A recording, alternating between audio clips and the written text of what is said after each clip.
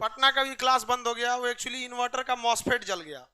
अब टेक्निकल चीज है, उस सबको आदमी बता के जलता नहीं है, जो अचानक हो गया। तो जाइए बैठिए, जल्दी बैठिए आप लोग, घर की जगह जल्दी, कहीं कहीं खाली जगह काहे रखी है बबनी? देखो पहले से मैनेज करके ना बैठना चाहिए। आप 2 आदमी का जगह नहीं लीजिएगा, आप 1.5 हैं ये बात मान सकते हैं, 2 नहीं है।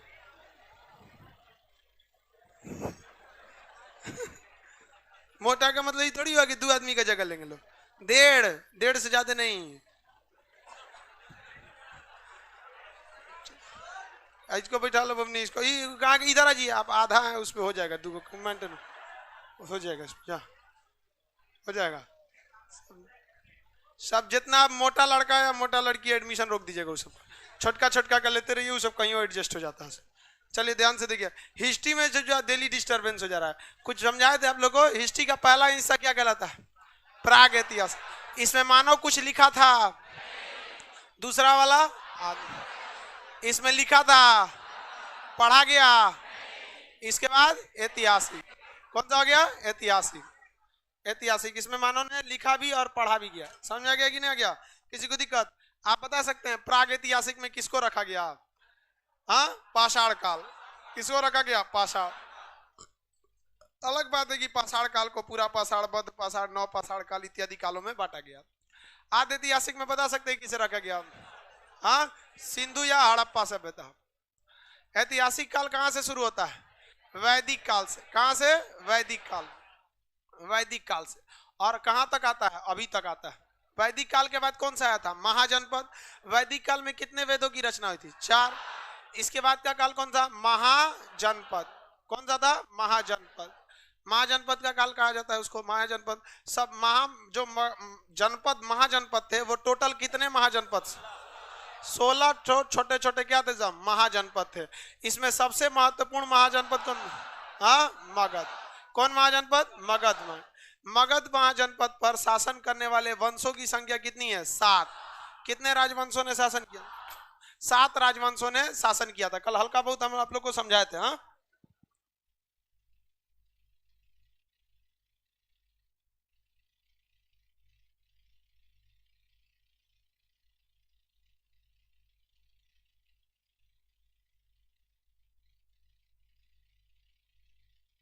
देखिए महाजनपद में सबसे महत्वपूर्ण कौन था? मगध। इसका शॉर्टकट आपको बताया था, कौन सा था? हसीन मसूकसा। हसीन मसूकसा। क्या था शॉर्टकट? हसीन मसूकसा। हसीन मसूकसा। शॉर्टकट क्या था बाबू? हसीन मसूकसा। हा से बताइए तो। हा से हरियांक वंश। स से शिशु नाग वंश। न से नंद वंश। नंद वंश। म से मौर्य वंश। उसके बाद शुंग वंश। उसके बाद कर्ण वंश। और कर्ण वंश के बाद सातवाहन। सातवाहन वंश। समझाए थे ना बाबू कल? बताइए मगध पर शासन करने वाला पहला वंश? हाँ, हरियांक वंश। हरियांक वंश का पहला राजा बिंबिसार। बिंबिसार ने क्षेत्रफल विस्तार करने के लिए शादी करना प्रारंभ कर दिया। अपने बेटे को शादी करने नहीं देता था। इसका बेटा का नाम था अजात शत्रु। अजात शत्रु की शादी हो पा रही थी क्या? नहीं। अजात शत्रु अपने ब्याह करने के लिए किसको मार दिया? बाप। अपने शादी कर लिया, ठीक ठाक से रहने लगा। उसके बाद से कुछ दिन बाद एकरो कोनो और पसंद आ गया। समझ में आ गया नहीं आ गया? किसी को दिक्कत? देखिए जो मर्द होता है ना, मर्द का प्रेम जो होता है वो मेहंदी के समान होता है। शुरुआते भर वो लाल रहेगा, फिर धीरे धीरे उतर जाएगा। समझ में आ गया? इसी में महिला ठगा जाती है। सब महिला सब खुश हो जाती है, डेमो देखती है सब एकदम खुश हो जाते हैं। ओहो, तो जरा एडमिशन बात दू तो वो हाल करेगा। लड़की जो ना पूरा लोल होती है सब, तनी सा में ना खुश हो जाएगी, एकदम तनी सा बात बोल दीजिए एकदम खुश हो जाएगी। बस उसको खुश रखिए, बस मुंह से खुश रखिए, बस चढ़ा के रखिए, एकदम तारीफ करिए, खूब खुश रहेगी। उसको हैवी हैवी वर्ड बोलिए, मुझे तुम्हारा साथ जिंदगी भर नहीं चाहिए, बस जब तक जिंदगी है तब तक ही साथ चाहिए। थोड़ा हैवी हैवी थोड़ा सा वर्ड बोल, खुश रहेगी सब। तो ये सब चढ़ा लिया, शादी कर लिया। उस शादी ब्याह के बाद और कौन पसंद है? दूसरा का शादी करने लगा, तीसरा किया, चौथा किया, धीरे धीरे दहेज में मगध का क्षेत्रफल क्या कर दिया, बढ़ा दिया। इसका बेटा था जिसका नाम था उदाइन। क्या नाम था? उदाइन। इो एगो को पसंद कर ले था। वो कह रहा है कि पापा हम कब शादी करेंगे, तो ये कह रहा है कि अरे रुक ना रे, अभी तो हम ही को करने देना। कहा कि ससुरा ना मानेगा ही। उदाइन मार दिया, अजात शत्रु को भाला मार दिया। नहीं चाहते हाँ, ई मार के देखिए, ई बियाह करने के लिए इसको मारा, आई इसका बेटा बियाह करने के लिए अपने बाप को मारा। आई होशियार था, अपने बेटा का बियाह बचपन में कर दिया। नहीं ना तो पक्का इो मराया रहा था। हर 6 महीना पूछता था और को बियाह हुआ ना करना है, करना हो तो बता देना, नहीं तो मार दे तू भाला हमको। तेरा बियाह करना हो तो क्या करता था बता दे। समझ में आ गया कि नहीं आ गया? यही उदाइन था जिसने पाटलिपुत्रा की स्थापना किया था। पाटलिपुत्रा की स्थापना किसने किया? उदाइन ने। धीरे धीरे ये वंश समाप्त हो गया। इस वंश के अंतिम शासक को मार दिया कौन? शिशुनाग। और हर्यंक वंश का अंत करके कौन सा वंश स्थापित? शिशुनाग वंश। शिशुनाग वंश का अंत कर दिया था महापदम नंद। किसने अंत किया? महापदम नंद। अब महापदम नंद ने किस वंश की स्थापना की? किस वंश की स्थापना किया? नंद वंश। नंद वंश की स्थापना महापदम नंद ने कर दिया। शिशुनाग वंश एक छोटा सा वंश जिसने बहुत बड़ा कुछ काम नहीं किया था। नंद वंश के संस्थापक महापदम नंद, सबसे क्रूर शासक था महापदम नंद। अब महापदम नंद का बेटा जो था, ये तो क्या महापदम पदम नंद, इसका बेटा था ससुरा धनानंद। धनानंद और खतरनाक था धनानंद, एकदम भयानक खचरा था धनानंद। भले देखिए एरिया कौन सा था? मगध। पहले मगध छोटा था तो उस समय मगध का शासक थे हर्यंक। हर्यंक ने थोड़ा क्षेत्रफल बढ़ाया बढ़ाया बढ़ाया, धीरे धीरे हर्यंक पर कब्जा कर लिया शिशुनाग। शिशुनाग इसी वंश का सेनापति था। मार दिया सेनापति, कैसे? भल्लाल देव मार दिया। उस बुढ़िया का नाम था उसका, अरे बुढ़िया का नाम देवसेना। सीरियल में एक चीज देखें, जिस महिला का टीका जितना बड़ा रहेगा उतने खचरी रहेगी। एक चीज हम कॉमन देखते हैं। समझा गया? शादी ब्याह के समय जाइएगा, सास का बड़का टीका देख लीजिएगा ना, समझिएगा यही कंपनी की है वो छोटकी। बहुत टीका बड़ी खतरनाक होती है। सीरियल देखिए कि नहीं आप लोग? बताइए हम कुछ गलत बोल रहे हैं? हाँ? सीरियल में देखिए जितना बहुत टीका रहेगा उतने खचरी रहेगा। आगे बढ़ते हैं। तो हर्यंक वंश के बाद शिशुनाग वंश। शिशुनाग वंश के सेनापति को मार दिया महापदम नंद। कौन से वंश की स्थापना किया? नंद वंश। इसका अगला शासक धनानंद। और खचरा निकला कौन? धनानंद। धनानंद को कोई मतलब नहीं था, लेकिन धनानंद के समय क्षेत्रफल मगध का इतना बड़ा हो चुका था। मगध क्या हो चुका था? बहुत बड़ा हो चुका था। समझ में आ गया कि नहीं आएगा? तो मगध पर इसी समय भारत की ओर से हमला कर दिया कौन? सिकंदर। किसने हमला कर दिया? सिकंदर। अचानक इधर हमला किया कौन? सिकंदर। 326 ईसा पूर्व हमला किसने कर दिया? सिकंदर। और इधर सेना, इधर किसका शासन चल रहा? इधर क्षेत्र कौन था? मगध। क्या जब सिकंदर आक्रमण किया तो मगध पे हर्यंक वंश था, शिशुनाग वंश था, नंद वंश था। हाँ, आनंद वंश का कौन सा राजा? धन। इसको टेंशन ही नहीं था। यहाँ पे नदी बहती थी, व्यास नदी। कौन सी नदी? व्यास। व्यास नदी से पहले इसने यहाँ के राजा पोरस को हरा दिया। किसे हरा दिया? राजा पोरस को। अब पोरस राजा को पकड़ के लाया गया सिकंदर के सामने और कहा गया बताओ तुम्हारा क्या सुलूक किया जाएगा। तो उसने सिकंदर ने कहा कि मेरे आगे घुटने टेक दो, मैं तुम्हारी जिंदगी बख्श दूंगा। पोरस ने कहा कि हम हिंदुस्तान के राजा हैं, काट दीजिए, हमको नहीं चाहिए ऐसे कोई जिंदगी जो आपके सामने झुकना पड़े। सिकंदर उसकी वीरता से खुश हुआ। सिकंदर की पत्नी थी रेक्सोना, उसने पोरस के कलाई पर राखी बांध दिया। यही ससुरा करता था सिकंदरवा। जीतता था, सारा कब्जा कर लेता था, फिर उसको दोस्त बना लेता था। कहता था कि अगली राजा पे हमला करेंगे तो मदद करना। इसे ब्रांच बनाते बढ़ाते आगे बढ़ते जा रहा था यहाँ पे। और उसकी पत्नियां राखी बांधते जा रही थी, राखी बांध। समझ में आया कि नहीं आया? सिकंदर के लिए तो और अच्छा था, उसको टेंशन नहीं था कोई। समझ में आया कि नहीं आया? नहीं तो युद्ध में बिजी है कोनो उसका। समझ रहे आप लोग? आगे समझिए हम। तो उधर राखी बांधी वहां पे, पोरस राजा से हो गया यहाँ पे। अब ये प्लान बनाया कि अब हम अब किस नदी को प्यार हेल जाएंगे? व्यास नदी। अब व्यास को हेलेगा तो कौन सा चल जाएगा? मगध। और मगध पर कब्जा कर लेगा सिकंदर तो यहाँ से जाएगा नहीं, क्योंकि मगध खनिज संपदा से भरा था, धन दौलत से भरा था, हाथी यहाँ पे बहुत ज्यादा थी। तो यहाँ पर जो ये पाषाण काल वगैरह मिटा दे तो आपको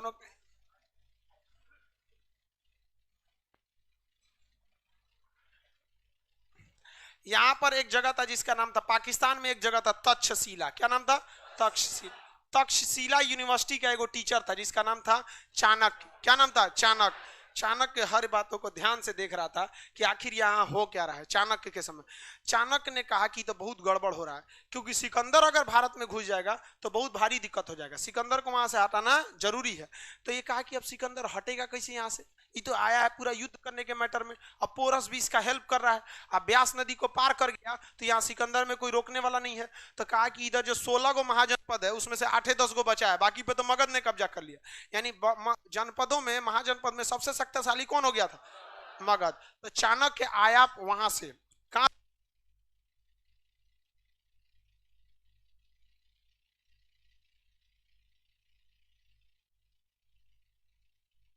पाकिस्तान के तक्षशिला से कौन आ गया? चाणक्य। कौन आया बहू? चाणक्य। और चाणक्य आया मगध में, और यहाँ का राजा कौन था? धनानंद। धनानंद को समझाया कि महाराज आप नेतृत्व करिए, यहाँ के राजाओं को मिलाइए और हमला करिए किस पर? सिकंदर पर, वरना वो ब्यास नदी को पार कर जाएगा तो बहुत समस्या हो जाएगा। तो धनानंद उस समय ऑर्केस्ट्रा देख रहा था, पूरा शराब शराब के नशा में भूत था, एकदम ऑर्केस्ट्रा चल रहा था, आरा वाला ऑर्केस्ट्रा गया संजय तो ऑर्केस्ट्रा देख रहा था। वो ससुरा भड़क गया चाणक्य पे, कहा कि ये टकला कौन है? ससुरा धनानंद नशा में अपनी सैनिकों को बुलाया और चाणक्य के टकला पकड़ के चोटी और घसीट के फेंकवा दिया। ससुरा सोचिए, अब इसका अनुभव तो आप लोग को आज ज्यादा अच्छा से होगा। आप लोग मतलब आप लोग इसको कल्पना कर सकती है। अब हम लोग का बाल पकड़ीबे नहीं करेगा, महिला का चोटी पकड़ के कोनो उतारेगा, कितना भयानक लगा। वो चोटिया पकड़ के फेंकवा दिया, कहा कि भागे यहां से। चाणक्य की चोटी खुल गया, कसम खाया कि धनानंद हम बर्बाद कर देंगे तुमको, एकदम याद रखना यहाँ पे, और जब तक बर्बाद नहीं कर देते ना दोबारा इस अपनी चोटी को बांधेंगे नहीं। और वहां से वापस गया मगध के तक्षशिला, कहा कि इंसान को गुस्से में अपना धैर्य नहीं खोना चाहिए, गुस्सा में इंसान को अपना मेन गोल नहीं भूलना चाहिए। मेरे लिए पहला शत्रु कौन है? सिकंदर है, बाद में शत्रु कौन है? धनानंद। इसने सोचा कि पहले हम धनानंद से बाद में निपटेंगे। धनानंद को वहीं मगध में खड़ा होकर बोला मैं तुम्हें विनाश कर दूंगा। तो धनानंद को कहा विनाश कर दूंगा, तो ये धनानंद कहा कि इसको फांसी पे चढ़ा दो जी। इसके सैनिक सब पकड़ लिए सर, किसको? चाणक्य। तो एक 12 साल का लड़का चाणक्य को बचा लिया, नाम था उसका चंद्रगुप्त। वो चंद्रगुप्त को लेके गया तक्षशिला, कहा कि मैं तुम्हें वहां का राजा बनाऊंगा, और तक्षशिला ले गया। और उसने क्या किया, सिकंदर की सेना जब इधर प्लानिंग बना रही थी तो उसने कहा कि किसी एक सैनिक को मार दो। तो चुपके से कोनो एगो सैनिक पानी उनी पीने की ना मार दिया, उसका वेशभूषा पहन के बैठ गया। कौन? चंद्रगुप्त मौर्य। अब सिकंदर की सेना में कौन घुस चुका था? चंद्रगुप्त मौर्य। इसको तय रणनीति थी, और सिकंदर की सेना भी चाणक्य का इज्जत करती थी क्योंकि वो ब्राह्मण था और एक गुरु था, युद्ध का तो सैनिक नहीं था। उसने कहा कि देखिए मैं एक ब्राह्मण हूं, मैं भविष्यवाणी कर रहा हूं कि अगर आपकी सेना ब्यास नदी को पार करेगी तो यह भूमि देवी देवताओं का है, दैवीय प्रकोप पड़ेगा, आपके सारे सैनिक मर जाएंगे। सिकंदर कहा कि तू देर पगलाया है रे, हम जो जरा मैसेडोनिया से हमला करते आ गए, पूरा दुनिया जीत लिए, ऐसा कोनो प्रकोपे नहीं देखे, यहाँ कौन सी पड़ेगा।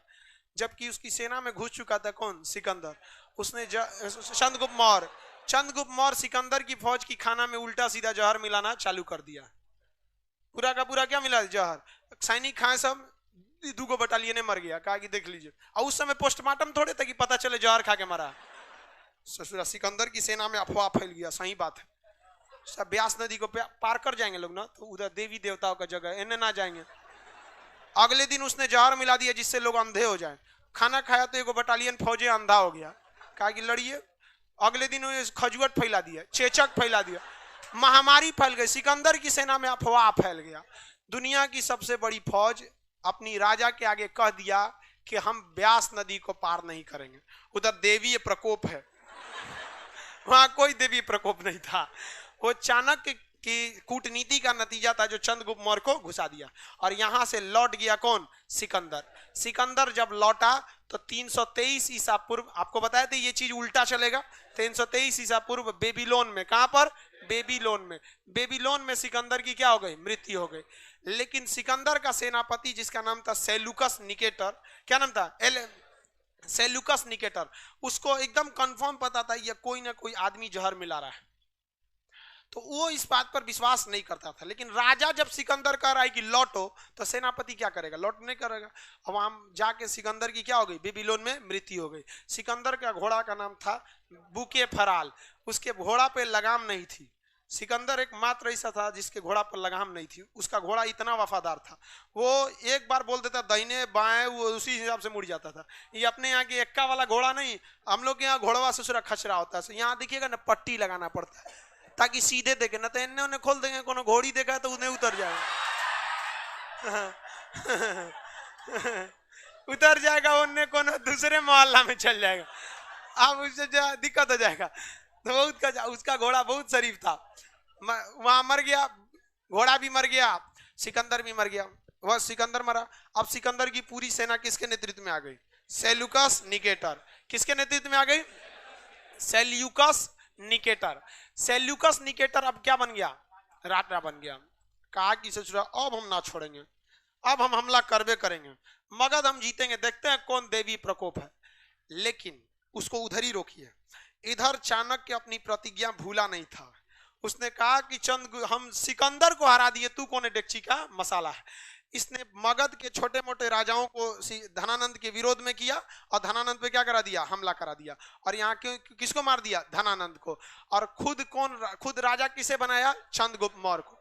अब बताइए, अब मौर्य वंश का शासन हो गया किस पर? मगध पर। और मौर्य वंश का शासक कौन बना? चंद्रगुप्त मौर्य। कौन बना? चंद्रगुप्त मौर्य।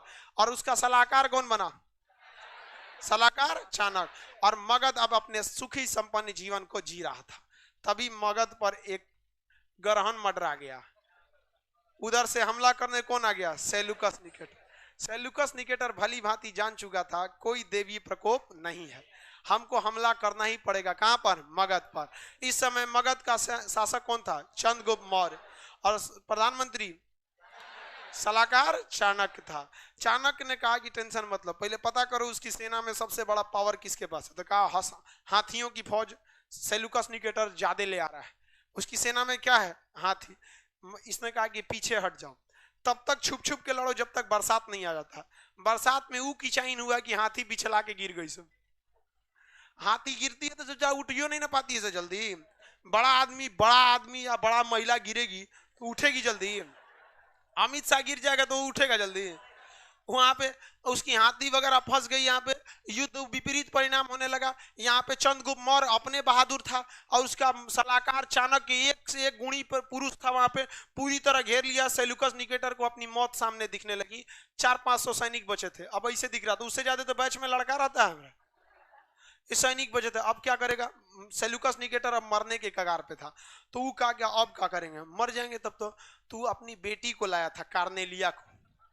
और उस समय की समझिए वो विश्व सुंदरी थी कार्नेलिया, और उसने कार्नेलिया को आगे कर दिया। आज चंद्रगुप्त मौर्य तलवार भांजते आया, देखा कार्नेलिया को तो देखते रह गया। अरे बाप, ससुरा ये कौन है रे? एकदम कहा कि बाप रे बाप, बढ़िया है। तो चंद्रगुप्त मौर्य सेल्यूकस निकेटर से कहा कि देख तोरा मार देंगे ना तो एक से बियाह कर दू। तो मने मन सेल्यूकस निकेटर कहा कि एक रे खाती तो हम अगबे किए। अरे तुम युद्ध में हार जाते तो मेरे अधीन रहोगे, अब बियाह कर लोगे तो हमारी बेटी के अधीन रहोगे। तो कार्नेलिया से शादी हो गया किसका? चंद्रगुप्त मौर्य का शादी किससे हुआ? कार्नेलिया से शादी हो गया। लेकिन सेल्यूकस निकेटर के मन में एक डर सता रहा था। डर ये था कि हम चंद्रगुप्त मौर्य के यहाँ तिलक लेके तो आए नहीं थे, शादी ब्याह के लिए रिश्ता तो लेके आए नहीं थे, हम तो युद्ध करने लिए आए थे। वो एक युद्ध के समझौता के तहत शादी हुआ है। मेरी बेटिया को ठीक से रखेगा कि कहीं ले जाके बिहार में थूरेगा। कुमरार में घर था, यहीं पे जहाँ कुमरार पार्क है ना, वहीं पे महल उगल था। कहा कि कहीं ऐसा ना हमारी बेटिया कार्नेलिया को पीटे। तो इसने क्या किया, चुपके से अपना एक दूत भेज दिया। कहा कि आप ही की सेवा करेगा, लेकिन वो उसका मुख्य काम था कार्नेलिया की सूचनाओं को भेजना, जिसका नाम था मेगास्थनीज। बताइए, सेल्यूकस निकेटर का राजदूत का नाम मेगास्थनीज।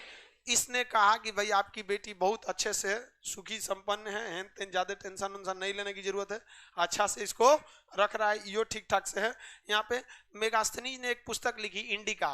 क्वेश्चन आएगा मगध की जानकारी किस पुस्तक से मिलती है? इंडिका से। मगध की जानकारी इंडिका से मिलती है। समझ आ गया कि नहीं आ गया? बाद में चंद्रगुप्त मौर्य आराम से बैठा था, मने मन सोचा ससुरा हमारा बेटी से ब्याह कर दिया, अपनी बेटी से हमारा, और दहेज में जानते हैं पूरा अफगानिस्तान और पाकिस्तान दिया था। बिहार तो मगध यहां तक हो ही गया था, और कहां चल गया? पाकिस्तान, और कहां हो गया? अफगानिस्तान। आज नवाज शरीफ को हम बिहारियों को थैंक यू कहना चाहिए, दहेज की जमीन हम लोग छोड़ दिए। लोग नहीं समझे? यहाँ पे इतिहास गवाह है कि बिहारी बहुत दहेज लेता है। ये दहेज है जो पाकिस्तान अफगानिस्तान पूरा का पूरा यहाँ पे, हाँ, दहेजे के चक्कर में इतना इतना जगह क्षेत्रफल विस्तार करके चला गया आप, है कि नहीं? यहाँ पे अजब बिहार में दहेज बहुत भयानक लिया जाता है कि नहीं लिया जाता? इसमें लड़की वालों की भी गलती है। लड़की जिस लेवल की उसी लेवल में ब्याह करिए, दहेज नहीं देना पड़ेगा, है कि नहीं? अब जनरल बॉगी में चलिए 200 रुपया किराया, अब जाइएगा एसी में तो ज्यादा पैसा लगभग करेगा। लड़की ग्रेजुएशन कर ली है, अपने एमटीएस का नौकरी ना लगे, लेकिन रोवनी के दूल्हा चाहिए दरोगा। लीजिए दरोगा, तो पैसों दीजिए दरोगा लायक नहीं, अपनो दरोगिन बन जाइए, दरोगा से करिए, कोई दिक्कत नहीं है, कोई रुपया नहीं लगेगा। बराबरी में दहेज नहीं लगता है, कभी नहीं लगेगा। बराबरी में कौन सी का दहेज लगेगा रे पकलोल? ना, उतना नहीं लगता है बराबरी वाला में। आई ऊपर नीचे करिएगा तो लगभग करेगा आपको ज्यादा में।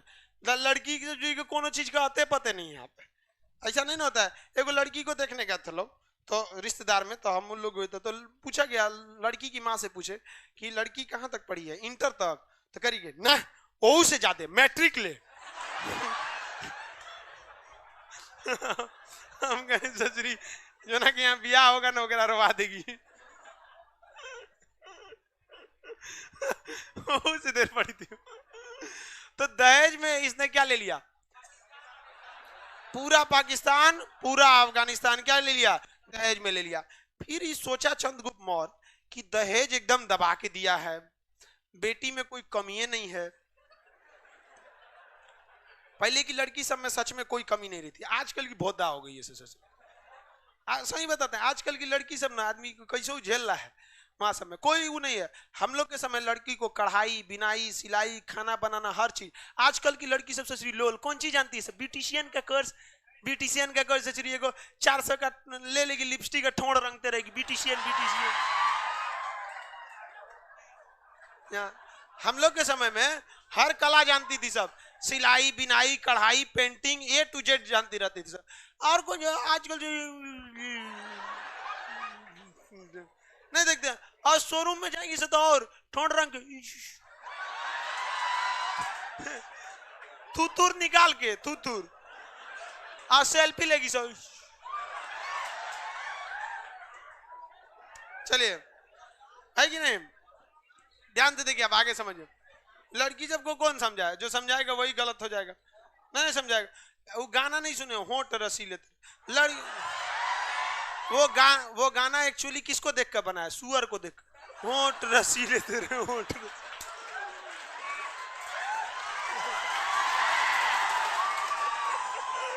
वो एक्चुअली में गाना उस पे, और लड़की को लगता है कि हम लोग पे। चलिए ध्यान से देखिए। चंद्रगुप्त मौर्य का कि आखिर इतना ब्याह शादी किया, हमको ये सब दिया, आखिर उस ससुरा तब हमला काहे किया था हम पे? जब दहेजे देना था, ब्याहे करना था, तो हमला काहे किया? तब पता चला कि इसको हाथी चाहिए था। अब मगध में हाथियों की संख्या बहुत ज्यादा थी, सोचा मगध पर हमला करेंगे, हाथी ले जाएंगे। कहा हो अब ससुर बनिए गए हैं, क्या दिक्कत है? 500 हाथी गिफ्ट में दे दिया। चंद्रगुप्त मौर्य ने सेल्यूकस निकेटर को गिफ्ट में कितना हाथी दिया? 500 हाथी गिफ्ट में दे दिया था। कोई बात नहीं, तो लेबो तो किया था दहेज। पाकिस्तान, अफगानिस्तान, भयानक, कश्मीर, तीनों चीज लिया था। पाकिस्तान, अफगानिस्तान और कश्मीर, ये 3 चीज ले लिया था ये चंद्रगुप्त मौर्य। चंद्रगुप्त मौर्य जाति से ना छोटे जाति का था, शूद्र जाति का था। यहाँ पे चंद्रगुप्त मौर्य, चंद्रगुप्त मौर्य का बेटा हुआ बिंदुसार। ध्यान से पढ़िएगा, गड़बड़ा जाएगा, ध्यान से देखिएगा। पहला वंश हर्यंक वंश का पहला राजा बिंबिसार है, बिंबी, और ई है बिंदु। कौन सा है? बिंदुसार। और कौन है? बिंबिसार। कंफ्यूज आइएगा मत। भारत का पहला राजा इधर मगध का बिंबिसार, उसके पहला वंश हर्यंक, उसके बाद शिशुनाग, उसके बाद नंद, उसके बाद मौर्य। मौर्य वंश का संस्थापक चंद्रगुप्त, उसका बेटा बिंदुसार। बिंदुसार चंद्रगुप्त मौर्य को ना जैन धर्म वाला शिक्षा दे दिया से, कहा कि क्या फायदा है मार धार करके, सेल्यूकस निकेटर है इस दुनिया में कुछ नहीं है, आप जैन धर्म अपनाइए, उगारे होइए, जाके मर जाइए वहां पे। कहा कि ठीक है बोल रहे हैं। सजुरा राजा था, जैन धर्म अपना के उगारे हो गया, और दक्षिण भारत में कर्नाटक के श्रृंगेरी पर्वत पे जाके भूखे मर गया। अपना राजपाट किसको दे दिया? बिंदुसार को। तो यहाँ का शासक कौन बन गया? बिंदुसार। कौन बन गया? बिंदुसार। समझ में आ गया कि नहीं आ गया? अगला शासक मगध का कौन बना? बिंदुसार। बिंदुसार मौर्य वंश का था कि किसी और वंश का? मौर्य वंश का संस्थापक। उसके बाद बिंदुसार। बिंदुसार को तो बना बनाया साम्राज्य मिला था, पूरब से लेके पश्चिम में, कश्मीर, पाकिस्तान, अफगानिस्तान, पूरा जबरदस्त मिला था। बिंदुसार के दो बेटा थे सब। बड़का का नाम था सुसीम और छोटका का नाम था अशोक। छोटका का नाम क्या था? अशोक। और बड़का का नाम सुसीम। सुसीम तथा अशोक। अब ध्यान से देखिए यहाँ पे, छोटका बेटा अशोक और बड़का बेटा सुसीम। ध्यान दीजिए, ये है मेन मगध, ये हो गया, ये हो गया मेन मगध, मगध। ये हो गया कश्मीर, ये हो गया अवंती, ये अवंती। अवंती मध्य प्रदेश, यहीं पे था माहिष्मती, अवंती माहिष्मती। अवंती की वही थी अवंतिका, दूसर की बाहुबली वाली की, अमरेंद्र बाहुबली। पहलकी वाली की तो देवसेना थी, ओकरे चक्कर में सब मार हुआ, बहुते मार खाती उस ससुरी। और जुबान देखते थे कितना तेज चलता था उस समय। तो ये अवंती का राजकुमार कौन था? अशोक। अवंती का राजकुमार अशोक और कश्मीर का राजकुमार सुसीम। अब टोटल मेन पावर मगध किसके पास था? बिंदुसार। बिंदुसार अब बूढ़ा हो रहा था, इसका फायदा उठा लिया कश्मीर वालों ने। कश्मीरिया वाला शुरू से मार करता है, कहा कि हम नहीं रहेंगे, कश्मीर अलग रहेगा, हम आजादी चाहते हैं, कश्मीर अलग रहेगा। सुसीम को पकड़ के बड़ी मार मारा सब कश्मीर वाला सब। सुसीम भाग आया पटना कुमरार में, कहा कि डैडी मुंह फुला दिलो हमरा मार के, कहतो कि ना रहतो। वो कहा कि लोल कहीं का। बिंदुसार जानता था अपने छोटा बेटा के बारे में, अशोक के बारे में। बोला अवंती के राजकुमार अशोक से कि क्या तुम कश्मीर के विद्रोह को दबा सकते हो? कहा कि ठीक है, जा रहे हैं। गया, एक हफ्ता बाद का विद्रोह समाप्त है पिताजी, आप किसी दूत को भेजकर संपर्क करा सकते हैं। दूत आया, कश्मीर घूम के गया और मगध आया और बिंदुसार को बताया कि आपका छोटा बेटा सुसीम जिससे पिटा के आया था ना, विद्रोह को अशोक ऐसा शांत किया कि कश्मीर में कोई जिंदे नहीं है।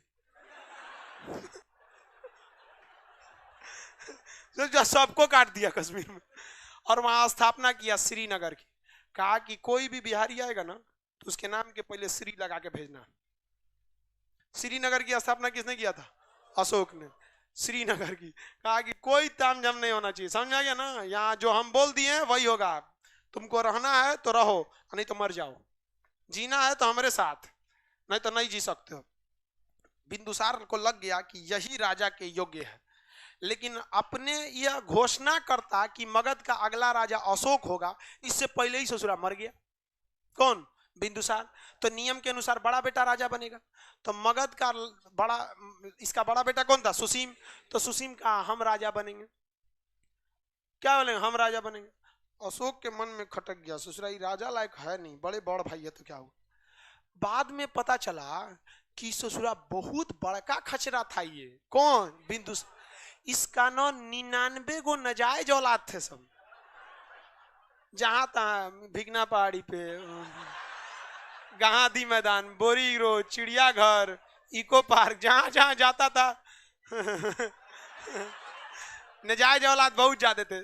जब ये मरा तो सब नजायज औलाद आ गया सब कि सुनिए ना, हम भी तो, हमारा भी तो हुआ कुछ हिस्सा, तनिए सा हुआ, एक काम करिए, भिगना पहाड़ी हमको दे दीजिए, मसालापुर आटा हम हो गया, गांधी मैदान हम ले लेते हैं, ये हम ले लेते हैं। सुसीम कहा कि क्या करे भैया, तो अशोक कहा कि सब लोग आओ कुम्हरार में। अगम कुआ है पटना में, बुलाया, 99 भाइयों को काट दिया। जितना नजायज औलाद थे ना सबको काट दिया। सुसीम का आगे क्या किए, तलवारवा निकाल के सुसीम को भी काट दिया। क्या कि 100 अब हिसाब ठीक है। कहा और किसी को राजा बनना है। राजा बनना है तो अगले संडे आएंगे। कुम्हरार में मारा, पूरा 99 भाई को काट दिया। 99 नजायज औलाद, एगो ओरिजिनल। 100 भाइयों को काट के राजा बना था कौन, अशोक। अशोक का मतलब देखिए, शोक का मतलब होता है दुख, और का मतलब होता है नहीं। जिसे कोई दुख ना हो उसे क्या कहते हैं, अशोक। अशोक को कहता है कोई दुख नहीं है, और अपना राज्याभिषेक धूमधाम से कराया कि मैं मगध का राजा हूं। अशोक बन गया क्या, मगध का राजा। अशोक को शिकार का बहुत शौक था, वो शिकार करने बहुत जाता था। समझ में आया कि नहीं गया। तो मगध के नीचे एक जगह था उड़ीसा, जिसका उस समय का नाम था कलिंग। क्या नाम था, कलिंग। मगध के नीचे जो उड़ीसा है, उस उड़ीसा का नाम क्या था, कलिंग। तो अशोक जो था, अब तो सबको काम शांत करके अब कहाँ गया, शिकार करने कलिंग में। शिकार करने गया ना, तो उसमें एगो लड़की भी शिकार करने आई थी। अशोक देखा तो देखते रह गया, अरे बाप रे बाप। पहले सोच रहा जंगल में लड़की मिल जाती थी, अब कुत्ता उत्ता मिलता है सब। अब कहाँ लड़की मिलती है। सब शहर में चला है कि नहीं। अब नहीं मिलती है जंगल में, समझ आएगी ही नहीं आ गया। अब वही जंगल में मिलबो करेगी तो पता ही बीनने वाली। घस गड़नी सब। अब पहले रानी नहीं आती थी सब। तो अशोक देखा, कहा अरे बाप बहुत बढ़िया। लड़कियों देखी कि भाई ठीक ठाक हैंडसम है, लड़का ठीक ठाक है। लड़कियों बहुत होशियार होती है सब। टेंट टाड़ रहिएगा ना तो तुरंत भैया थोड़ा साइड होइए ना। कहती हट तू कोने लायक, ठीक ठाक रहिएगा कबो भैया नहीं बोली, सुनिए ना थोड़ा साइड होइए। एगो रास्ता छोड़ देती है कि कभी बाई दिवे हो। तो वो एक दूसरे में देखा देखी होने लगा। अगले दिन फिर शिकार पे मिल गए सब, लड़की उड़की फिर मिल गए। लड़की सब भी बहुत होशियार होती है सब, ध्यान पे देखते हैं ना, वो अपना बलवा ना 4 गो नागवा लटका देगी। उस सेम स्टेशन पे खड़ी ट्रेन के लिए आउटर सिग्नल होता है, देख के इसे मुड़। मतलब अब ट्रेन आउटर पे खड़ा करने की जरूरत नहीं है। सिग्नल ग्रीन है। समझ में गया। तो 2-4 बार इसे इशारा उशारा कर दी। अशोक समझ गया कि भाई अब इधर कोई दिक्कत नहीं है। धीरे धीरे बात आगे बढ़ा, 2 आंखें 4 हुई। धीरे धीरे बात, मोबाइल लग दे बबनी, मोबाइल लग दी। हाँ,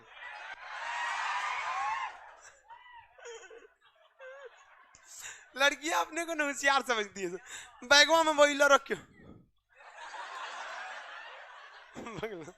आप लोग को बुद्धि नहीं होता है तो काय लगाती हैं लोग।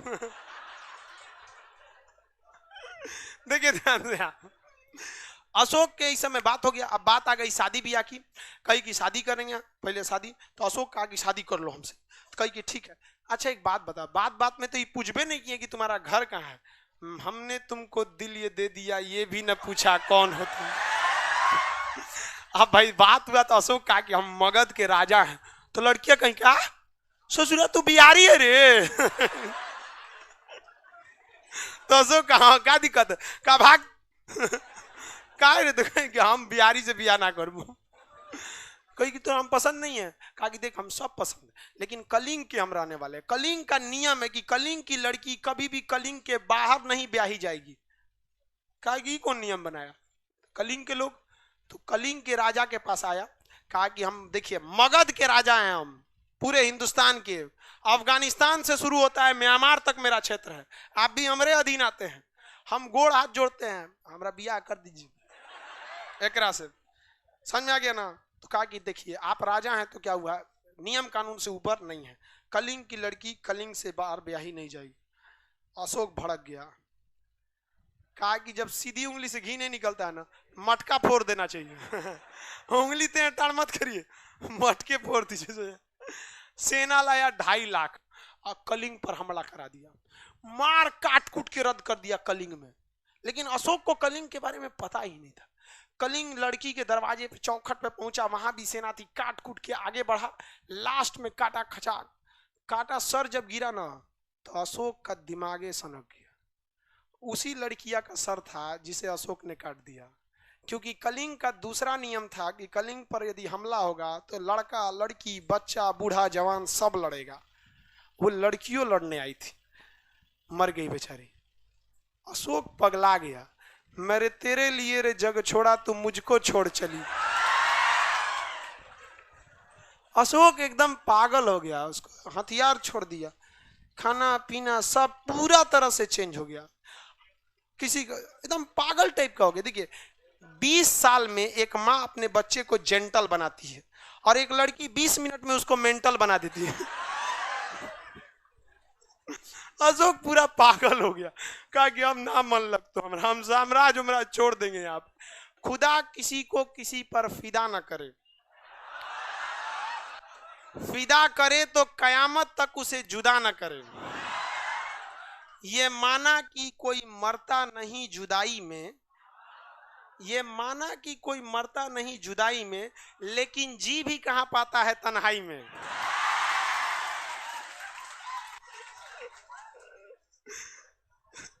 तो अशोक एकदम पूरी तरह चेंज हो गया, कहा कि अब हम ना करेंगे। अशोक अपना साम्राज्य मतलब सारा हथियार त्याग दिया, कहा आज के बाद हम कोई हथियार नहीं उठाएंगे। एकदम युद्ध की नीति को त्याग कर बुद्ध की नीति को अपना लिया और उसी के बाद अशोक महान बना। अशोक को हम इसलिए पढ़ते हैं क्योंकि वो जो उसका हृदय परिवर्तन हुआ उसके बाद की कहानी को, इसलिए कहा जाता है हर कामयाब के पीछे एक महिला का हाथ होता है और हर बर्बाद के पीछे 2 महिला का हाथ होता है। समझ आ गया ना? देख के को महिला रहे तो ठीक है, 2 आएगा ना शॉर्ट कर जाएगा। समझ में आ गया कि नहीं? अब कोनो बैटरी है 12 वोल्ट का, में 2 बैटरी जोड़ देंगे तो भड़काइए ना देगा उसको। आजकल की लड़की बैटरी नहीं है सर, ट्रांसफार्मर है सर। एकदम भयानक हो जाएगा सर। अशोक ने किन से धर्म को अपना लिया? बौद्ध धर्म को अपना लिया। बौद्ध धर्म को अपनाने के बाद अशोक पूरी तरह से युद्ध को छोड़ दिया, शांति प्रिय हो गया, सब पे दया का भावना रखने लगा। उसने बौद्ध धर्म को इतना अच्छे से लागू किया, लेकिन उसे बौद्ध धर्म अपनाने की सलाह यानी प्रेरणा किसने दिया? उपगुप्त ने। किसने दिया? निग्रोथ ने दिया। किसने दिया? निग्रोथ। उसका खुद का भतीजा था निग्रोथ। निग्रोथ ने कहा कि भैया चाचा जी आप क्या कर लीजिए, मतलब बौद्ध धर्म अपना लिए। उपगुप्त ने उसे बौद्ध धर्म की शिक्षा दे दी और बौद्ध धर्म को ही अपना लिया। जहां तहां बौद्ध धर्म की क्या करने लगा? वह प्रचार करने लगा। उसके 2 बेटा थे, एक का नाम था एक बेटा था महेंद्र और एक बेटी थी संघमित्रा। दोनों को उसने भेजा श्रीलंका बौद्ध धर्म के प्रचार के लिए। धीरे धीरे जनता अशोक को पसंद भी करने लगी, लेकिन नापसंद इस वजह से करती थी कि बौद्ध धर्म का बहुत ज्यादा प्रचार करता था। बौद्ध धर्म अशोक के समय अपने पराकाष्ठा पर पहुंच चुका था। जैन धर्म का उसी समय क्या होने लगा था? विनाश होने लगा था। और बौद्ध धर्म का क्या होने लगा? विकास हुआ। बौद्ध धर्म का बहुत ही विकास किया कौन? अशोक। धीरे धीरे अशोक के वंश वाले आए सब, वो युद्ध को छोड़ते गए सब। और एक राजा जब युद्ध करना छोड़ देता है तो अगल बगल के राजा उस पर क्या होने लगते हैं? चढ़ जाते हैं सब। अशोक ने अपने चाणक्य ने अपने चाणक्य नीति में कहा है कि जिस देश का राजा जितना ज्यादा निर्दयी रहेगा, जितना ज्यादा दुष्ट रहेगा, उसकी जनता उतना खुश रहेगी और वो देश उतना विकास करेगा। शी जिनपिंग को देखते हैं, किंग जोम को देखते हैं, डोनाल्ड ट्रंप को देखते हैं, हमारे मोदी जी को। अब की बार ट्रंप सरकार अमेरिका गए थे प्रचार करने के लिए। देश डूब रहा है, वो हाउडी में गए थे प्रचार करने। अरे समझौता करके आते हैं, ऑटोमोबाइल सेक्टर डूब रहा है, वीजा कट रही है, हर सेक्टर, वहां जाके प्रचार कर। तो देश के प्रधानमंत्री अगर बहुत लिबरल हो जाएंगे ना, शांत टाइप के, तो देश चौपट हो जाएगा।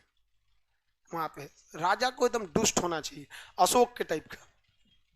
काट कूट के रद्द कर दिया। देखें कश्मीर वाला मामला, शांति कर दिया कश्मीर को एकदम हमेशा के लिए।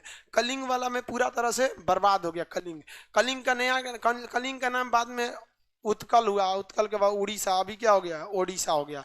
तो धीरे धीरे अशोक के जो उत्तराधिकारी थे वो उतने योग्य नहीं थे, जिस कारण मौर्य वंश की अंत कर दिया। उसी का सेनापति पुष्यमित्र शुंग। और किस वंश की स्थापना कर दिया? शुंग वंश। कौन सी वंश की स्थापना? शुंग वंश की स्थापना कर दिया। समझ में आ गया कि नहीं आ गया? कौन सा वंश? शुंग वंश। बताइए, मगध पर शासन करने वाला पहला राजवंश। शॉर्टकट बताइए तो। पहला वंश हर्यंग, दूसरा शिशुना, तीसरा नंद, चौथा मौर्य, उसके बाद सुंग, उसके बाद कर्ण, उसके बाद सातवां। मौर्य तक तो हल्का सा देखें, पूरा डिटेल से नहीं अभी, लेकिन आपको हल्का फुल्का एक खाका दिमाग में तैयार हो जाना चाहिए कि प्राग ऐतिहासिक में हमको पाषाण काल देखना है, आद्य ऐतिहासिक में सिंधु सभ्यता, और ऐतिहासिक काल में आपको क्या देखना है? वैदिक काल। अभी बीपीएससी का एग्जाम हुआ है, आप लोग का तो 2-3 दिन हिस्ट्री में हुआ, तो आप लोग को क्या हम क्वेश्चन बताएंगे क्या, लेकिन इतना गारंटी बताते हैं, आप आज से भी अगर आप बीपीएससी के लिए सोचते हैं तो गिन के आज से आपके लिए साल से डेढ़, मतलब नेक्स्ट बीपीएससी आपका कंफर्म हो जाएगा। लेकिन कुछ उसके लिए मत करिएगा बाबू, जितना बताते हैं आप बस उतने पढ़िएगा, कोई एक्स्ट्रा किताब उताब मत खरीदिएगा। इतना पैसा नहीं है आपके पास, ज़्यादा पैसा है तो किसी गरीब रिक्शा वाले को खाना वाना खिला दीजिए। पैसा वैसा ज़्यादा हो गया, किताब उताब मत खरीदिए, चुपचाप से जो पढ़ा रहे हैं उसको पढ़िए। 11 बजे जो टेस्ट होता है उस टेस्ट को दीजिए। अगर टेस्ट नहीं दे सकते हैं तो किसी लड़के से क्वेश्चन लेके देखें, आगे समझते हैं। बैठ रहे बउआ, थोड़ा बोले हैं जाने के लिए, क्या चाहता है हम कलिंग बना दें? हाँ, हमको शरीफ मत समझिएगा, इन हाथों ने केवल हथियार छोड़े हैं, चलाना नहीं भूला। दो देंगे हम यहीं पे, जब तक हम नहीं बोले कोई लड़का या कोई लड़की उठ जाएगा तो समझ जाइएगा वो कलिंग का हाल कर देंगे हम। आगे देखिए, सुंग वंश। सुंग वंश के संस्थापक पुष्यमित्र सुंग, ये सेनापति था या राजा था? सेनापति। किस वंश का? देखा कि यहाँ के राजा लोग युद्ध कर पे नहीं करता, काट दिया। कहा कि किसी को विरोध करना है, कौन जाएगा विरोध करने के लिए? कुछ नहीं विरोध कर सकते हैं। जिस सिंपल सी बात, जिसके पास शक्ति रहता है ना, अगर मिस यूज करेगा तो कुछ नहीं। जैसे मान लीजिए ये लड़का को हम बेवजह उठा के पीट दिए, कुछ नहीं किया, बेवजह उठा के पीट दिए, हम कहें कि किसी को और कोई तकलीफ है, कोनो हाथ उठाएगा ना ओकरो थूर देंगे, भयानक, कोई नहीं उठाएगा। इसमें यहाँ पे हम एक बात समझा रहे हैं, मिस यूज अगर करना, ऐसा तो डर नहीं, डर रहा है क्या? ऐसा ना हो कि प्रैक्टिकल बताएं। देखिए आगे इसको थोड़ा सा मिटाते हैं ताकि जगह बन जाए। मौर्य वंश का शासक कौन था? पुष्यमित्र सुंग। ये जाति से ब्राह्मण था, तो भारत का पहला ब्राह्मण वंश सुंग वंश, शासक पुष्यमित्र सुंग। इसने बौद्ध धर्म का विनाश चालू कर दिया, कहा कि कोई विनाश विनाश नहीं हो, सारा बौद्ध धर्म का बर्बाद कर दिया। और किस धर्म को बढ़ावा दिया? ब्राह्मण वंश को। मौर्य वंश के संस्थापक कौन थे? चंद्रगुप्त मौर्य, चंद्रगुप्त मौर्य। सुंग वंश का पुष्यमित्र सुंग, पुष्यमित्र सुंग था। यह कौन से धर्म का था? ब्राह्मण वंश। इस ससुरा बहुत झगड़ा था। अशोक और उसका वंश मौर्य वंश जितना सीधा था ये उतने झगड़ा था। अब किसी से झगड़ाने का कोनो बहाना चाहिए ना, कि ऐसे ही किसी से मार कर लेंगे, कोई ना कोई बहाना चाहिए। तो बहाना कैसे लेंगे? कहीं ना कहीं तो बहाना चाहिए। तो ये को नया नियम निकाला, अश्वमेघ यज्ञ। अश्वमेघ यज्ञ में वो सफेद रंग का घोड़ा ले आता था, अब पूजा पाठ करा देता था, उसके पीछे 2 लाख की फौज लेके चलता था, कहता था घोड़ा जहां तक जाएगा मेरा हो जाएगा वो एरिया। अगर किसी को घोड़ा का विरोध करेगा तो हमसे युद्ध करे, युद्ध में जीत गया तो वो क्षेत्र उसका, नहीं तो घोड़ा चला गया तो मेरा। अब छोट मोट राजा वैसे ही देखेगा 2.5 लाख की फौज आ रही है, भाग जाता था। और घोड़ा को रोकिएगा कैसे? अरे जो पहले लोल था सब, घोड़ा को रोकने की क्या जरूरत है? खूब बढ़िया घोड़ी दूसरे और छोड़ दीजिए वो घोड़वा अपने चल जाएगा, युद्ध करने की कोई जरूरत है नहीं है। लेकिन वो घोड़वा से चलता था और युद्ध कर देता था। तो बताइए पुष्यमित्र सुंग ने कौन सा यज्ञ प्रारंभ किया? कौन सा यज्ञ? अश्वमेघ यज्ञ। कौन सा यज्ञ? अश्वमेघ यज्ञ। अश्वमेघ यज्ञ पुष्यमित्र सुंग ने कराया था। इसी के जो पंडित थे, पुष्यमित्र सुंग के जो दरबार के सबसे बड़े पंडित थे, उनका नाम था पातंजलि। क्या नाम था? पातंजलि। और वही योग के दर्शन मतलब संस्थापक है। योग का सारा विद्या किसने सिखाया है? पातंजलि। और उसका डुप्लीकेट मार दिया कौन? रामदेव। और जो पातंजलि किसी को नहीं पता पातंजलि इतना पुराना है, और उसका मॉडर्न तरीका दे दिया कौन? बाबा रामदेव। बाबा रामदेव और जियो, जो जियो होता है ना, जियो और खान सर, ये 3 चीज में एक कॉमन है। ये तीनों अलग अलग क्षेत्र के हैं, वो दवा आयुर्वेद के क्षेत्र के, वो टेलीकॉम के क्षेत्र के, हम शिक्षा के क्षेत्र, लेकिन तीनों में अलग अलग है। लेकिन तीनों में एक चीज कॉमन है। कॉमन क्या है? ये तीनों एकदम लास्ट में आए, लेकिन इतना ना फास्ट आए कि बाकी सब देखते रह गया सब। 2 साल पहले खान सर पटना में नहीं थे, पतंजलि 2 साल पहले मार्केट में नहीं थी, 2 साल पहले जियो को कोई नहीं जानता था, लास्ट आया, लेकिन इतना ना फास्ट आया कि कोई नहीं रोक सका। इसलिए आप अगर लास्ट में है तो कभी मत घबराइए। आप हिंदुस्तान में 3 लोग को देखिए, पतंजलि, जियो और खान सर। लास्ट लेकिन वेरी फास्ट। दुख बस इस बात का है कि समय बहुत कम है, लेकिन सांस रखिए कि समय अभी भी है, समय गया नहीं है। समय कम है, एकदम जी जान से लग जाइए। लास्ट लेकिन फास्ट। आज से आप लगिए, अगला बीपीएससी आपका होगा आज से, गारंटीड बताते हैं आपको। यहां से एक क्वेश्चन आपको हिस्ट्री याद नहीं करना पड़ेगा, एकदम गारंटी कहते हैं आपको, एकदम कहानी की तरह आप पढ़िएगा हिस्ट्री को। और जिस दिन आप हिस्ट्री का क्लास करने आएंगे ना, आप पटना में देख लीजिए घूम के, लड़का हिस्ट्री का क्लास लेके निकलता था, हाथ झाड़ता है, सोच रहा मास्टर 7 पन्ना लिखवा दे लो। आप कभी कभी एक हफ्ता हो जाएगा आप नहीं लिखिएगा, उसके बाद लिखवाएंगे। जब तक समझा नहीं देते हैं, याद नहीं करा देते, तब तक नहीं लिखना होगा आपको। तो ये हो गया आपका पुष्यमित्र शुंग। पुष्यमित्र शुंग के पंडित का नाम पतंजलि। और उसके बाद इसका सेनापति आया कर्णव, ओकरे मार दिया वासुदेव। और वासुदेव ने किसकी स्थापना कर दिया? कर्णव वंश की स्थापना कर दिया। कर्णव वंश का सेनापति था आपका, सातवाहन वंश के संस्थापक थे आपका सीमुक। कौन थे? सीमुक। सीमुक। सीमुक इसको मार दिया, आपने किसकी स्थापना कर दिया? सातवाहन वंश की स्थापना कर दिया। तो ये वाले वंश उतने महत्वपूर्ण नहीं है सब। बस इतने में याद रखिएगा कि शुंग वंश कैसा वंश था, कौन जाति का था? ब्राह्मण। इसके सेनापति को किसने इसके सेनापति वासुदेव मार के क्या बन दिया? कर्णव वंश। इसका सेनापति सीमुक मार के बन गया सातवाहन। सातवाहन भारत का पहला मातृसत्तात्मक वंश था। कौन सा था? मातृसत्तात्मक। जबकि भारत अभी वर्तमान में पितृसत्तात्मक है। यानी अगर कोई किसी से पूछता है कि आप किसके लड़का हैं, यानी आप किसकी औलाद हैं, तो किसी भी बच्चे में उसकी माँ और पिता दोनों का योगदान बराबर रहता है, लेकिन वो माँ का नहीं बताता है, पिता का ही नाम बताता है। और अगर उसके पिता नहीं है, मर गए हैं, तो स्वर्गीय लगा के बताएगा, लेकिन पिता का नाम बताएगा, माता का नाम नहीं बताएगा, क्योंकि हमारा समाज पितृसत्तात्मक है। जबकि भारत का एक सातवाहन साम्राज्य था जो कैसा था? मातृसत्तात्मक था। वहां किसी से पूछिएगा तो वह अब कभी भी अपने पिता का नाम नहीं बताएगा। किसका बताएगा? माता। यदि माता नहीं है तो क्या बताएगा? स्वर्गीय लगा के बताएगा, लेकिन माता का ही नाम बताएगा। वर्तमान में भी खासी जनजाति मातृसत्तात्मक। ये पिछला बीपीएससी में पूछा था, इनमें से कौन सी जनजाति मातृसत्तात्मक है? और एक क्वेश्चन इसमें भी अभी भी जनजाति से पूछा है, 4 ऑप्शन दे दिया, कौन सा इसमें सुमेलित नहीं है। क्वेश्चन का एक एरिया होता है कि ये इस एरिया से ये क्वेश्चन, इस एरिया से ये। अब बाकी क्वेश्चन जो होते हैं ना बाबू, केवल टाइम पास के लिए होते हैं, उसको पढ़ना भी नहीं चाहिए। तो आप लोग भी याद रखिएगा, हम आपको उतने पढ़ाएंगे जितना आपका एग्जाम निकल जाए। हाँ, ये गारंटी लेते हैं कि बीपीएससी में आप अगर पढ़ के जाइएगा तो गारंटी करते हैं कितनों टफ क्वेश्चन बना देना, आप पास होके आइएगा। हम टॉप कराने की गारंटी नहीं लेते हैं, क्योंकि वो आपके मेहनत पर है। लेकिन हम इतना कहते हैं कि अगर आप घर पे 10 मिनट भी समय दिए हैं तो हम आपको बीपीएससी गारंटेड हम आपको पास करा देंगे, इस बात की गारंटी लेते हैं। और नहीं तो आज एग्जाम हुआ है, आप आज क्वेश्चन लीजिए, ग्रुप में हम सेंड भी कर दिए हैं, और जो लड़के पढ़ लिए हैं उनके मिलाइए, उनसे क्या है या नहीं है, वहां पे एक्यूरेट आपको कभी फेल नहीं हो जाएगा। अब भाई हम क्वेश्चन आउट नहीं ना किए कि 150 का 150 लड़ जाएगा, क्योंकि उसमें मैथ भी है, कुछ 5-7 क्वेश्चन मैथ भी रहता है। लेकिन एक बात की गारंटी, आप पास हो जाएंगे। गर्ल्स आप लोग के लिए ज्यादा जरूरी, क्योंकि आप लोग का 33% कोटा है, आरक्षण नहीं है। यानी टोटल सीटें अगर मान लीजिए 1000 आती हैं तो उसमें से 350 सीटें लड़कियों के लिए अलग से रख दी जाएगी, बाकी इसमें लड़का मार करे। ये आपको पता होगा, पटना में अभी आधा मास्टर कोचिंग बन करके बीपीएससी का एग्जाम देने गया है, देख रहे हैं?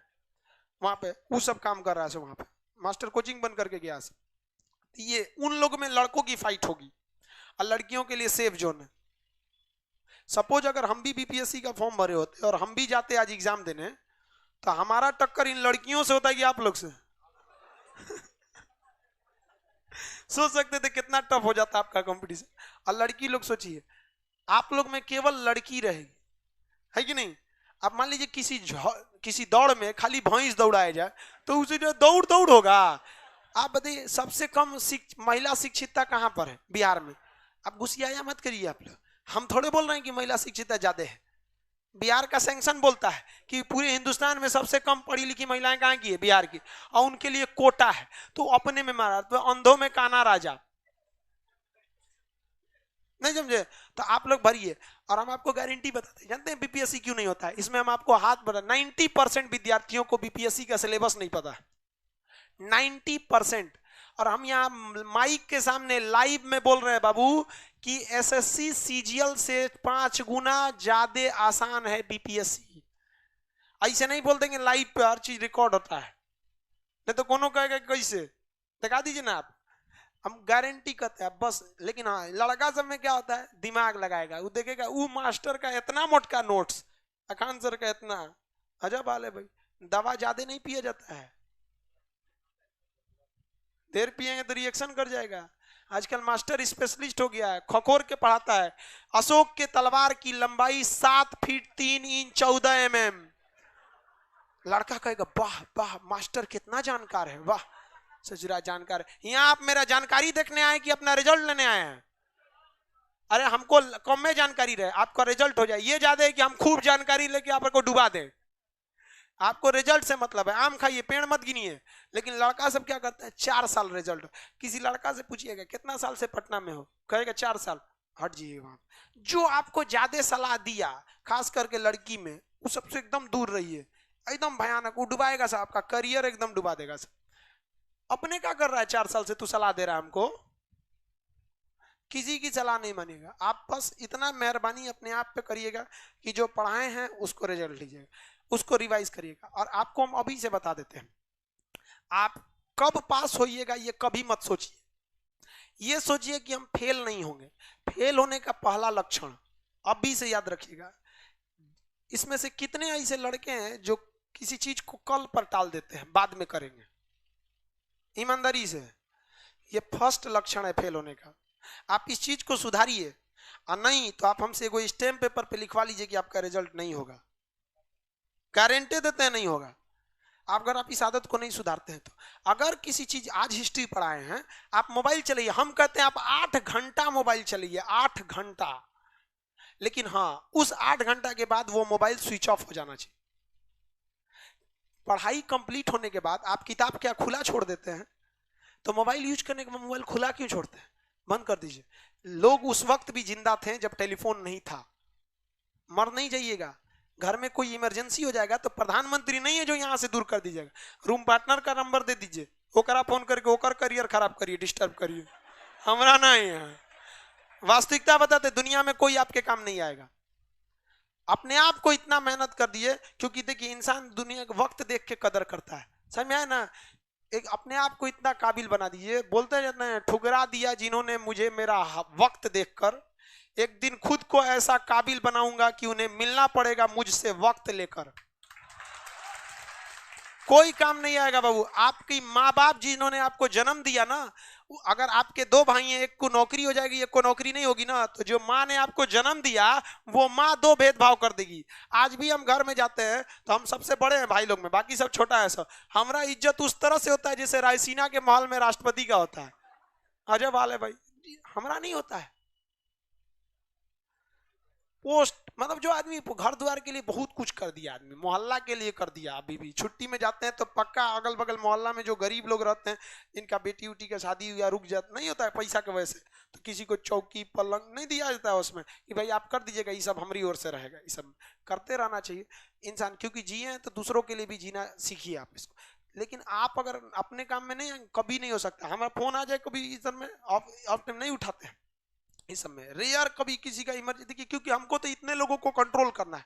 तो मेरे साथ तो एक मजबूरी है कि भाई कौन सी घटना हुई या कुछ नहीं हुआ, उसके लिए एक आदमी मोबाइल रखता है कि कोई सूचना देने के लिए आपको। लेकिन आप पढ़ाई जब कर लिए हैं तो बाबू प्लीज मोबाइल बंद कर दीजिए। और मोबाइल आप मेरे हिसाब से देखिए कि आप इसमें से 90% लड़कों को ना दिन छोटा पड़ जाता हो, बताते हैं ना, वो पढ़ने बैठता होगा छोटा पड़ जाता होगा, दिन खत्म हो गया आज का। दिन आज भी 24 घंटे का होता है। बस एक दिन मोबाइल स्विच ऑफ करके देखिए ना, बस एक दिन, उस दिन आपको लग जाएगा नहीं दिन वाकई 24 घंटा का होता है, वाकई नहीं कटेगा आपका। आप मोबाइल चलाइए 8 घंटा चलाइए, लेकिन उस 8 घंटा के बाद स्विच ऑफ हो जाना चाहिए। और दिन ज्यादा नहीं, आप मुश्किल से 10 मिनट पढ़िए, 10 मिनट जो पढ़ा रहे हैं बस इसको घर जाके कितना मिनट, 10 मिनट देख लेना है आपको। और इससे पहले जो हम पढ़ाए थे वो पेडागोगी पे पढ़ाए थे, जो भी हिस्ट्री पढ़ाए थे किस पे पढ़ाए थे? पेडागोगी। हाँ, न्यूमेनिक्स हम बता देते थे, लेकिन लड़कों को कॉपी में न्यूमेनिक्स नोट करने नहीं देते थे, मतलब नोट नहीं कर देते थे न्यूमेनिक्स। अभी आपको पेडागोगी पे लिखवाएंगे, लास्ट में न्यूमेनिक्स भी नोट करने के लिए दे देंगे। चाइना को एशिया का मरीज कहा जाता था, क्योंकि उसके यहाँ पढ़ाई पेडागोगी पर कराई जाती थी।